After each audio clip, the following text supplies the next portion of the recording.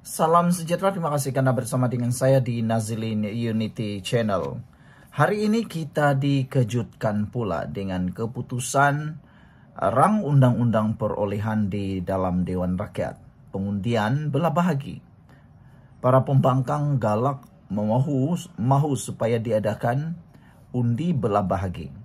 Tapi akhirnya apa yang berlaku? Mereka malu sendiri. Tapi yang hairannya lah kan, mereka saban hari kononnya bercakap. Mereka punya undi yang cukup untuk menumbangkan kerajaan Anwar Ibrahim. Saban hari mereka meratib, kononnya mereka lah yang paling banyak disokong. Tetapi apa yang berlaku di Dewan Rakyat, di Parlimen, mereka bukan sekadar tidak cukup undi, bahkan undi parlimen untuk pembangkang tiba-tiba kurang pula. Jadi persoalan kemana perginya ahli parlimen yang lain. Hari ini kita terkejutlah apabila pengundian di Dewan Rakyat dibuat, keputusannya pembangkang pula koyak. Mereka koyak dan keluar dewan.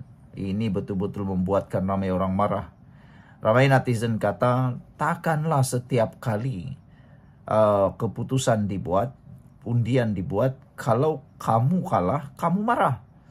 Ini demokrasi, kamu tak boleh marah, kata mereka. Ketua Pembangkang Datuk Seri Hamzah Zainuddin hari ini berang selepas rang undang-undang perolehan kerajaan 2025 diluluskan bacaan kedua melalui undian belah bahagi. Apalagi yang mereka nak? Takkanlah mereka nak menang. Kalau mereka menang,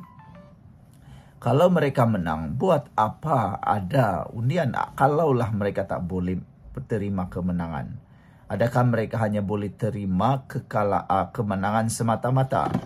Atau adakah mereka hanya dapat terima kalau mereka menang? Nah, itu persoalannya. Tapi sebelum itu, saudara-saudara sekalian, sebelum kita teruskan, jangan lupa tinggalkan komen Anda, tekan butang subscribe, dan tinggalkan komen Anda dengan tanda pagar Kami Sayang Malaysia. Tapi sebelum itu, saya kongsikan dulu kepada Anda semua. Ini terapi imun Transfector for Life. Terapi imun yang meningkatkan daya imun badan kita sehingga 400%.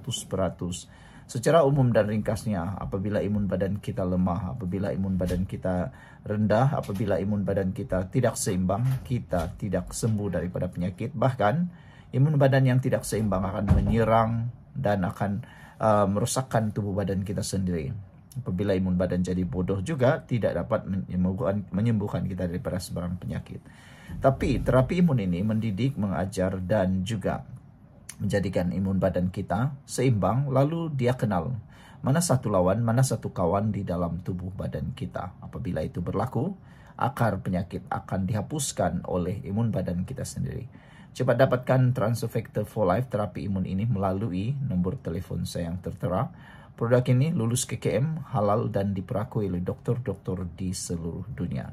Mungkin ini jawaban kepada doa Anda selama ini.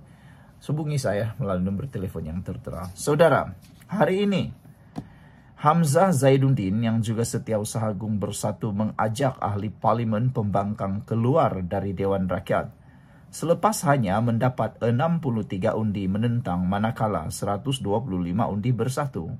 undi bersetuju. Itu yang menjadikan ramai netizen ketawa, ramai netizen yang memerli pembangkang.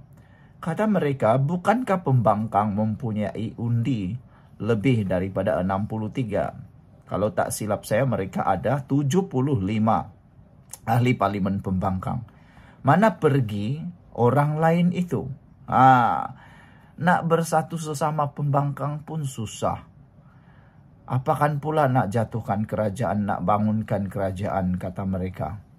Kalau betul mereka ini membantah, mahu kelihatan benar-benar tak setuju, sepatutnya 70 lebih ahli parlimen itu ada di Dewan Rakyat mengundi.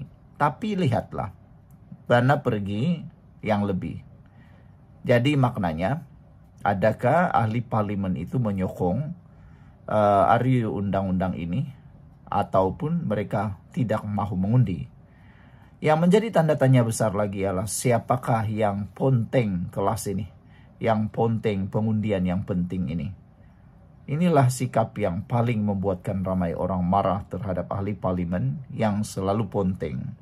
Ahli parlimen larut berkenan tidak berpuas hati kerana RU tersebut tidak dibawa ke jawatan kuasa khas parlimen, kewangan dan ekonomi.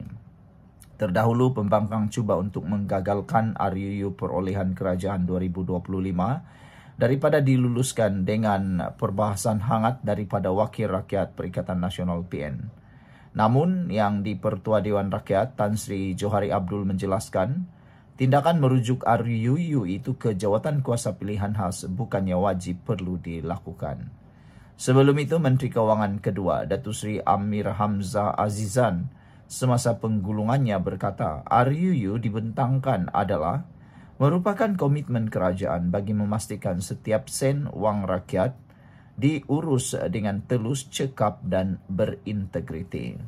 Dengan kerangka yang lebih teratur dan mekanisme penguatkuasaan yang kukuh, kita mampu mengelakkan ketirisan, menutup ruang salah guna kuasa dan mengukuhkan keyakinan rakyat terhadap pentadbiran negara. Kita di Dewan yang mulia ini berkongsi tekad yang sama untuk melihat negara terus maju dan rakyat menikmati kesejahteraan yang sewajarnya, kata beliau. Justru RUU ini menjadi bukti kesungguhan kita untuk memperkukuh tabir urus dan ketelusan perolehan kerajaan agar wang rakyat diurus dengan penuh amanah, berhemah dan berintegriti demi kemakmuran negara, kata Amir Hamzah lagi. Sekian dulu untuk kali ini. Jangan lupa tinggalkan komen Anda. Jumpa lagi. Bye-bye. Salam sejahtera. Terima kasih karena bersama dengan saya di Nazilin Unity Channel. Pelajar jatuh bangunan tingkat 3.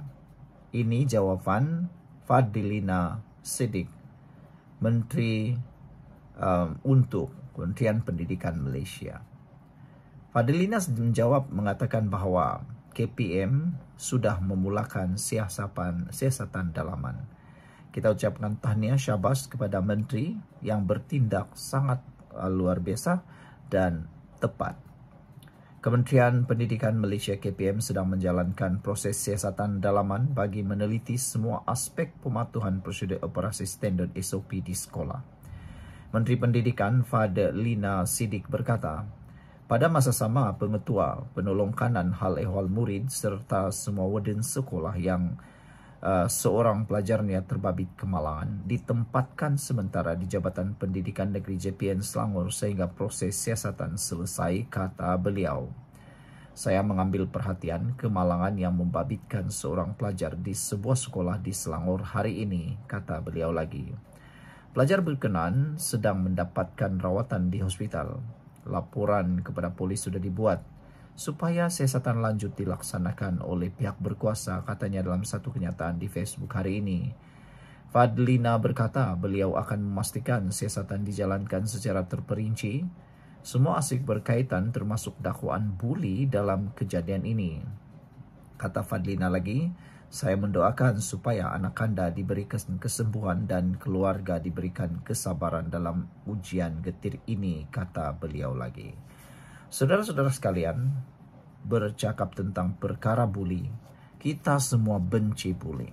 Kita tidak mahu lagi perkara seperti ini berulang. Sebelum kita teruskan ulasan ini, jangan lupa tinggalkan komen Anda dengan tanda pagar kami sayang Malaysia, kami benci buli. Tapi sebelum itu, izinkan saya berkongsi dulu kepada Anda semua. Ini terapi imun Transfer Factor for Life, terapi imun yang meningkatkan imun badan kita sehingga 400%.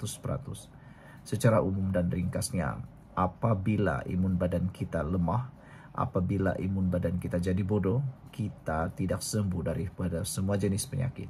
Kita akan menderita. Karena imun badan yang bodoh juga menyerang diri kita sendiri.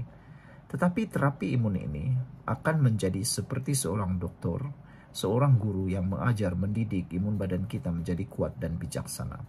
Apabila imun badan kita menjadi bijaksana dan kuat, imun badan kita bertindak seperti seorang doktor yang merawat kita daripada dalam. Dia akan menghapuskan, imun badan kita akan menghapuskan semua akar penyakit yang ada dalam tubuh badan kita. Imun badan yang kuat juga atau bijaksana, ia juga akan mengenal mana satu lawan, mana satu kawan dalam tubuh badan kita. Lalu, imun badan kita lah yang menghapuskan penyakit itu dan kita sembuh. Transfecta for Life ini, terapi imun ini adalah penemuan paling bersejarah dalam dunia kedokteran abad ini. Lulus KKM, halal dan diperakui oleh dokter-dokter di seluruh dunia. Cepat dapatkannya melalui nomor telepon saya yang tertera. Saudara, mungkin selama ini Anda sudah berdoa bertahun-tahun untuk masalah kesehatan Anda. Mungkin ini adalah jalan yang Tuhan buka untuk Anda selesai daripada masalah kesehatan Anda itu. Oleh sebab itulah, jangan tangguh-tangguh hubungi nomor telepon saya yang tertera. Saudara, kita di Malaysia memang tidak suka bully. Kita benci bully. Kita harus hapuskan bully itu sehabis-habisnya. Sekian dulu untuk kali ini. Jangan lupa tinggalkan komen Anda. Bye-bye.